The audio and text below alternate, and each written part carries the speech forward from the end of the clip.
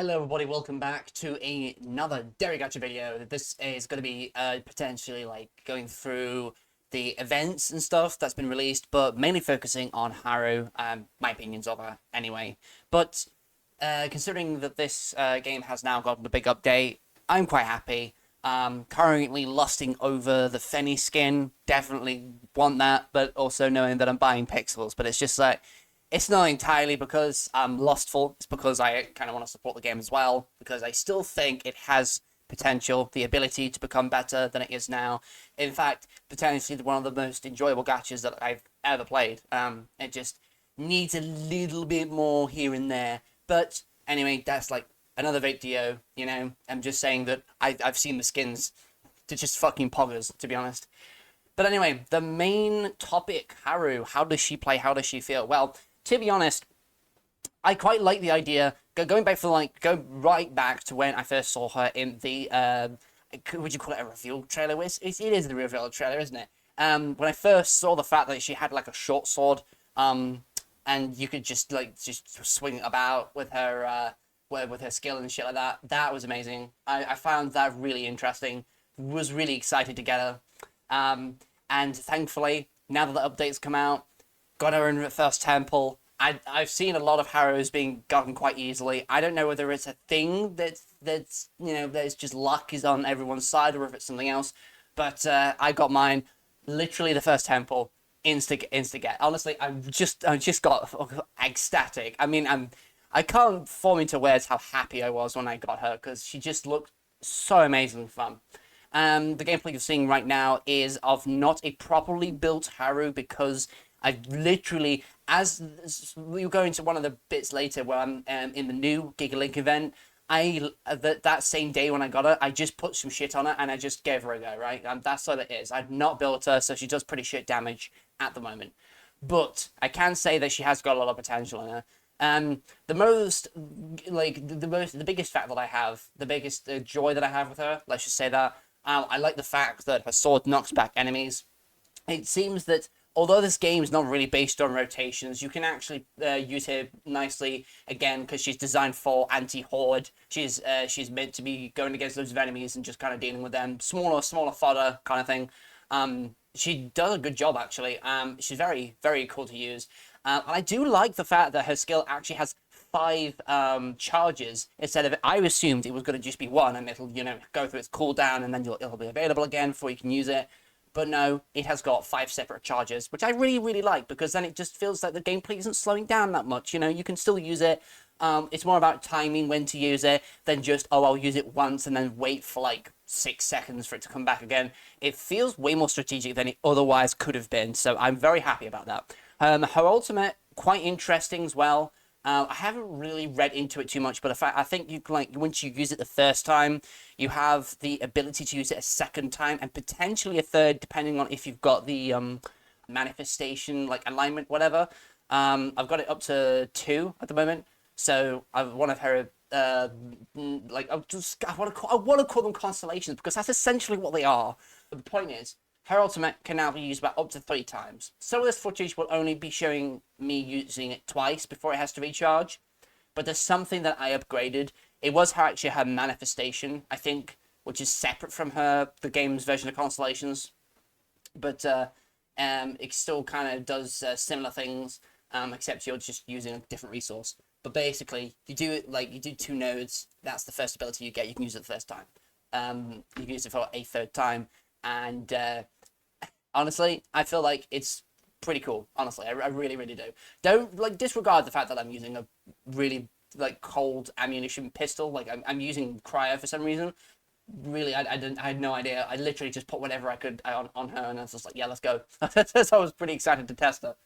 But overall, yeah, she does feel very good, actually. I haven't really formed an overall opinion of her because I have not built her, so I have not reached her max damage potential. I still need to take a while to build her up and stuff like that. But the good news is that now that I have obtained the character, I'm able to get her signature weapon a lot easier, and that's only 60 pulls. So and right after this video, I'm doing, I need to do another 50. So I might get the weapon sooner, but even if I pity, doesn't matter. I will very likely get it. I say very likely because I can still lose to 50-50, which will be a bit of a shame, but at least I've got the character. But yeah, she feels good. Really enjoy using her. And I think that it's been it's been a worthwhile wait. I think that the gameplay does show her very nicely. And then there's also the skin as well, which is quite awesome. I'm not really big on the Haru skin again. Mine is the Coronet skin. Absolute perfection, honestly. But I'm not sure whether I want to spend the money quite yet. We will see. We will see. It might end up being soon. We will see. Anyway, now the discussion of Haru is over. Let's go on to the event. So, along with Haru, there's been a number of events that you could do, and one of them being a new Gigalink event. It's just a wave-based one. For the longest time, while doing the event, I thought there was infinite waves, and I was like thinking I was waiting for it to end. I thought it was going to be 10. It is not. The wave limit, the very, very top limit, is 12. You have 12 waves. Survive those 12 waves, and that is basically it, right? You get your massive Gigalink boost. I think it's a lot more compared to the original, the base Gigalink, because of it taking so long. The rewards are like amped up a lot. Because I just noticed I got 1,000 Gigalink connection really, really easily. But I think for a general change of pace, I don't mind it. I am, okay, to preface, I am definitely a person that's biased towards wave systems or like any kind of challenge mode where it is a wave-based challenge, right? You go and sit yourself in a map and you survive for as long as possible. Don't know what it is, and I know it's not for everyone, but it is something that I really like, okay? I've always liked them. So, I don't think they did a bad job with this. But I was, it may have been my fault, but it felt like, it was taking a bit long to do, because, I know this was the second time around I did it with Haru, so I didn't do myself any favors, but even the first time, I used my 5-star Chen. She does the most damage, compared to any of my other operatives, so it was an easy choice at the time, and even then I felt like it was a bit long, I could have felt that you should maybe cut that down a bit, I don't know, but I thought that it was going to be infinite. I really did. Don't know why, but it felt like it. It was a bit lengthy, there is definitely a little bit of cheese to it, because you can just go and camp the enemies and just kill them. If you've got a high enough DPS, you can kill them immediately. But that is not unique to Snowbreak. That is basically any wave-based survival, because if you know where they spawn, you just go find the quickest way to kill the enemies near where they spawn, and then you just go sort it out before they even get near the objective or whatever. But yeah, Snowbreak does it slightly differently. It's not, your focus is to not just survive, it's to defend a drop pod. So it looks like a drop pod from a normal Gigalink, where you would go and get a random power up, right? And it's out all the way at the other end of the map. You may let 1 or 2 enemies through, but generally you can just kill them all before they even get halfway there, which is quite nice, I guess. It can be a bit repetitive. Again, I need to verify whether it actually gives more rewards, because if so, then that's obviously a good enough compromise, because you want to be able to not spend as much time on this. This is way longer. One session of this, if you wanted to do all 12 waves, it's way longer. It's very slow compared to the original Gigalink. So again, not for everybody.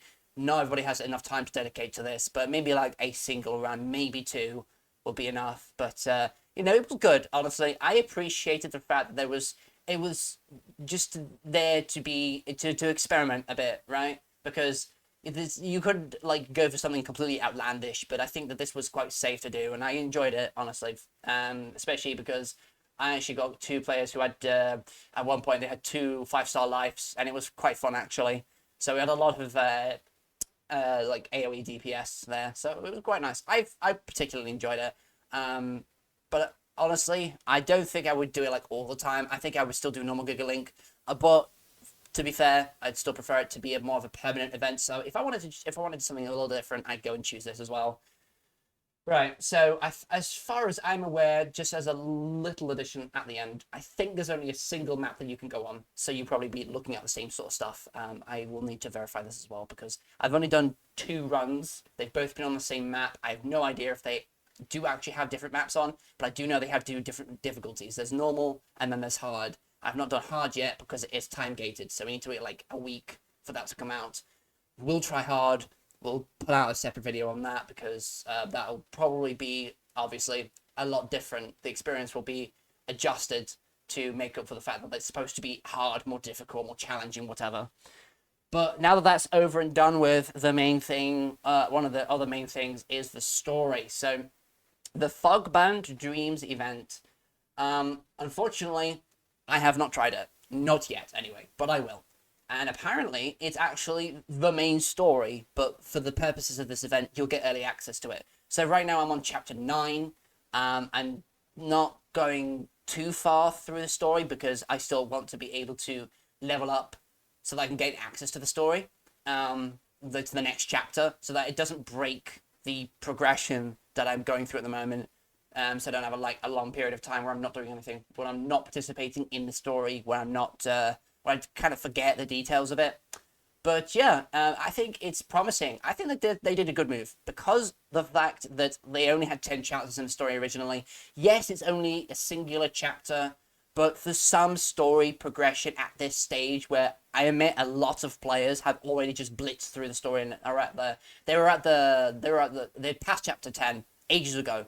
So they satiated their hunger quite a bit there, I think. And at this point, yeah, they would have needed some story, some main story stages or whatever to just, buy the time for another bigger update with different content to come around. I do think that was the right move to make, and I do appreciate that. And the fact that they did it to make it so that it's more accessible, so you didn't have to complete the other chapters, very nice of them. It's obviously to experience, to go along with the character release and everything. Very much appreciated. I really do like the decision.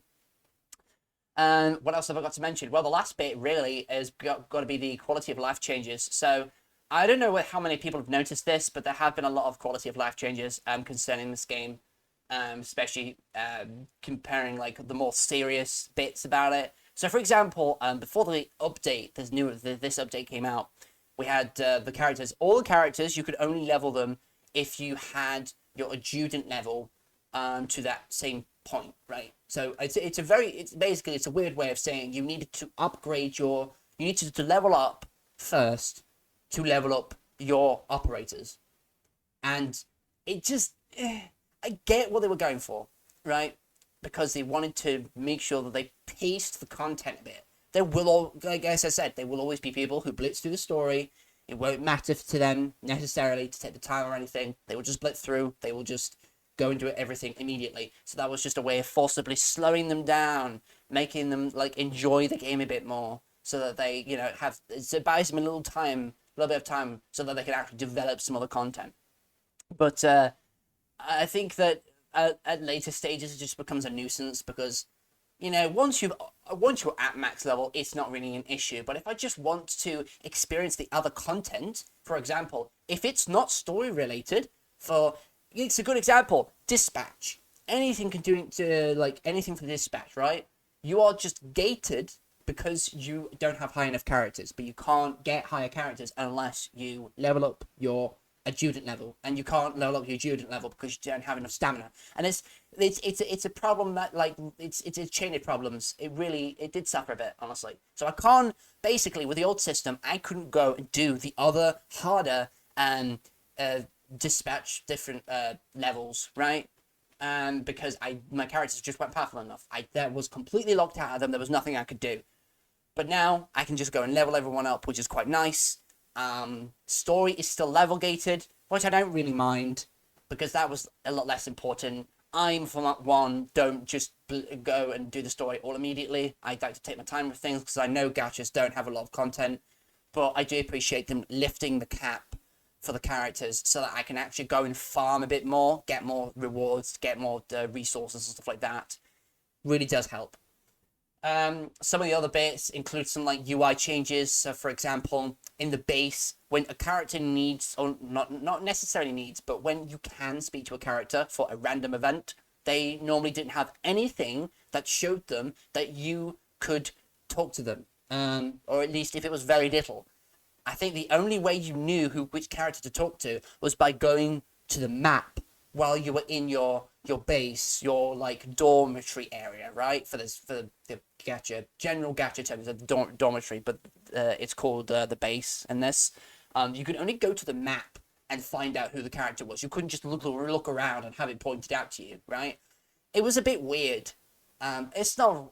I didn't really care about it because I could at least find my way to my characters, so I always knew where they were. But yeah, it feels weird now not having it before, honestly. But at least they added it now. They've now added some elements where you can just look around. Oh, look, there's a character that I can talk to. I can just go to them without having to consult a different part of the game to tell me which character I can go talk to. It's just an unnecessary step that's been eliminated now, which I really appreciate. Very, very, very, very, very minor. Carolyn now looks at you when you near her, right? I know that's a bit weird for me to mention, but she does, and I appreciate that as well. I find that quite necessary because the amount of times I've gone to her for the information exchange, I think it's called, and her just staring blankly into space is very weird. I've got to say, every other character would face you once you got within a certain distance of them, and Carolyn would have been the only exception. She would have just not moved at all. She would have just stared right in front and not done anything, right? But now she can actually pretend that she's noticing your presence, so that's good at least. And yeah, honestly, I do think this update is generally really, really good. I like it. The quality is pretty high. I have yet to fully go into the other modes. Apparently, there's more content that I haven't experienced yet. There's more towards the Fogbound Dreams section. I'm not just doing it for the story. There are other like PvP modes that I can do, and PvE modes because there's no PvP in this, but PvE modes that I can do through that event that I've yet to try. So I will probably make another video about this, about the event, how I feel about it, and stuff like that. This is just initial impressions. I am kind of all over the place as well with this. Yeah, it's just real life stuff that I've got to do. Very important thing, but I bang out this video because I know people are probably wanting my opinion on this. Pretty good, quite like it, and that's really about it. So in case you wanted to go and put your own opinion down in the comments, I would really appreciate it because I know this update probably isn't for everyone. Would love to know which parts you don't like, which you do like, which bits that you actually agree with me on, stuff like that. If you have any questions about my what I've said here, because I know I didn't really explain it very well, then you can talk to me down in the comments. I'll try and answer as many questions as I can. But apart from that, I've got to buzz off. So hopefully you have a good day, everybody, and I will see you soon. Ta-ta.